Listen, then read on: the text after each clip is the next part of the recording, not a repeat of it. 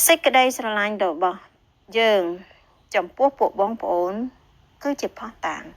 មធ្យោបាយទី3ដែលធានាចំពោះសេចក្តីសង្គ្រោះគឺយើង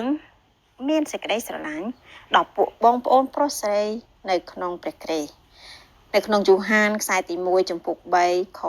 14និយាយថាយើងរាល់គ្នាដឹងថាយើងបានកន្លងផុតពីសេចក្តីស្លាប់ទៅដល់ជីវិតហើយពីព្រោះយើងស្រឡាញ់ដល់ពួកបងប្អូន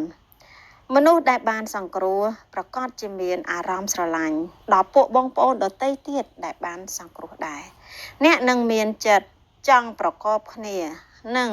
អំណរព្រះគ្រីស្ទជាមួយបងប្អូនដទៃ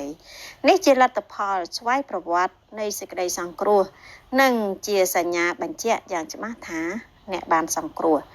សេចក្តីស្រឡាញ់ប្រភេទនេះឈ្នះលើសេចក្តីស្រឡាញ់សម័យបច្ចុប្បន្នដែលមានកម្រិតទាបនិងមានភាពអាត្មានិយមនិងជាសេចក្តីស្រឡាញ់មិនលំអៀងដែលអាចស្រឡាញ់ដល់បងប្អូនដែលដូចគ្នានិងអ្នកខុសពីខ្លួនដែរនេះជាភាពតែមួយនិងជាភាពចុះសម្រុងគ្នាដ៏ពិតដែលពិភពលោកចង់បានតែសេចក្តីស្រឡាញ់នេះបានคล้ายជារបស់យើងនៅពេលដែលយើងទទួលយកព្រះគ្រីស្ទទើបដែលបងប្អូននៅមូលជាមួយគ្នាដោយចិត្តព្រមព្រៀបនោះគឺជាការល្អហើយគួរឲ្យរីករាយយ៉ាងណាទៅណទំនុកដំកើងជំពូក133ខ1នេះជាទីបន្ទាល់របស់អ្នកដែលបានសង្គ្រោះតាមរយៈសេចក្តីបន្ទាល់ទាំង3គឺព្រះបន្ទូលរបស់ព្រះសេចក្តីបន្ទាល់ខាងក្នុងរបស់ព្រះវិញ្ញាណ